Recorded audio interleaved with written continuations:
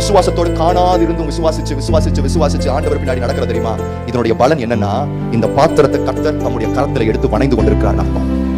செவியை டியூன் பண்றாருன்னு அர்த்தம்.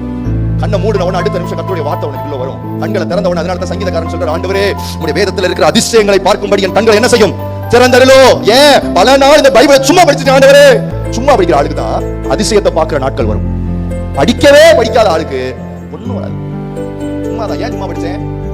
வார்த்தை ஜீவன் உள்ளதுன்னு எழுதி இருக்கு, நம்புறேன். பார்க்கலதான் காணாது இருந்து விசுவாசிச்சா, இந்த வசனம் ஜீவன் உள்ளதுன்னு விசுவாசிச்சா, இந்த வார்த்தை ஜீவன் உள்ளது என்னை பலப்படுத்தும் நம்பினேன். நம்பி குழந்தைய மாதிரி இதை நான் பருகினேன். இதனுடைய பலன் எங்க வந்துச்சுன்னா, என்னை அறியாம என் ஆயுதம், என்னுடைய அவயவங்களை, அநீதியின் அவயவங்களை நீதியின் அவயவங்களாய் கர்த்தர் மாற்றினார். கர்த்தருடைய வார்த்தை அழகா காதுகளை கேட்குது. இதுவே வழி.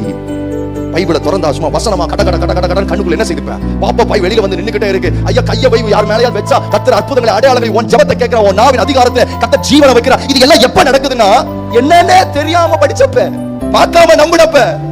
தகுதியா இருக்கிறதுனால தெய்வம் என் மேல நம்பிக்கை வைக்கல. தகுதியற்றவன் அறிஞ்சு அவர் சமூகத்தில் உட்கார்ந்து இருக்கிறதுனால என்னை பலப்படுத்துறார். நீ தகுதி உள்ளவன்ங்கிறதுனால கர்த்தர் உன்னை எடுத்து வல்லமையா எடுத்து பயன்படுத்துறது இல்ல, உன் கையில ஊழியத்தை கொடுத்துறது இல்ல. தகுதியற்றவனா இருந்தும் அவருடைய பாதத்தில் அமர்ந்திருந்ததை பார்க்கிறார். காணாது இருந்தும், என் புள்ள உணராது இருந்தும், என் புள்ள எதையும் எதிர்பார்க்காம எந்த ஒரு இமோஷனல் அட்டாச்மெண்ட். சிலருக்கு புல் அரிக்கணும். என்ன அரிக்கணும்? புல் அரிச்சா தான் அது என்ன பிரச்சனை? தேவை இல்ல தம்பி, நீ குளிக்கல சரியா?